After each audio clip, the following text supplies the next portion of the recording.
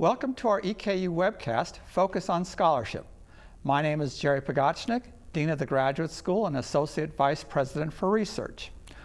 Our guest today is Dr. Tammy Horn with our Environmental Research Institute.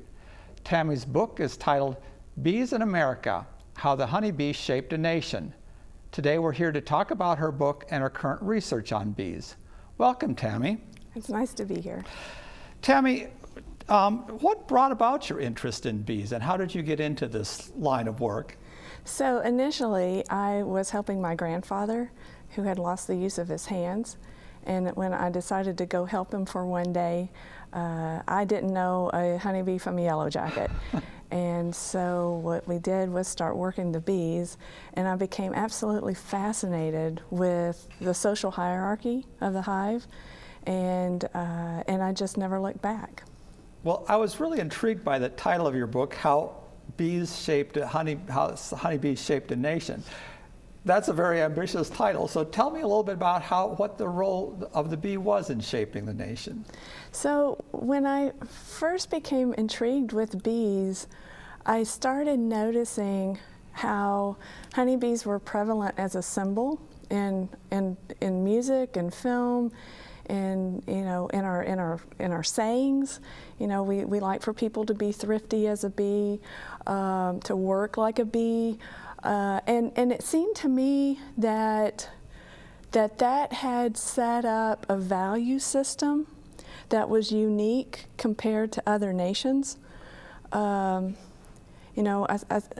think in some sense in the United States it's a sin to be poor. And I've always been intrigued by that.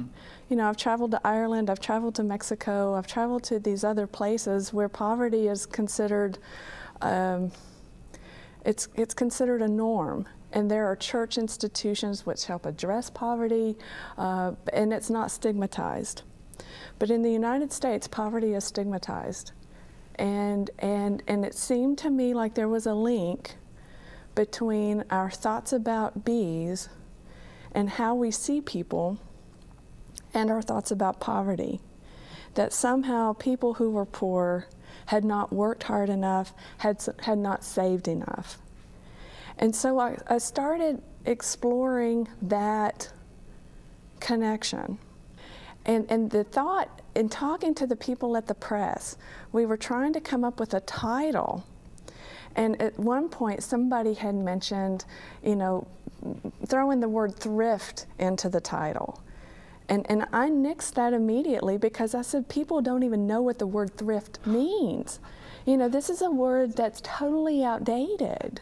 So we're going to need another title. So eventually we came up with Bees in America because, one, it was factual, unlike some of the other titles that are used for beekeeping books. This one, it was factual. I could live with it. That was crucial. Was that 10 years down the road, I still wanted to be.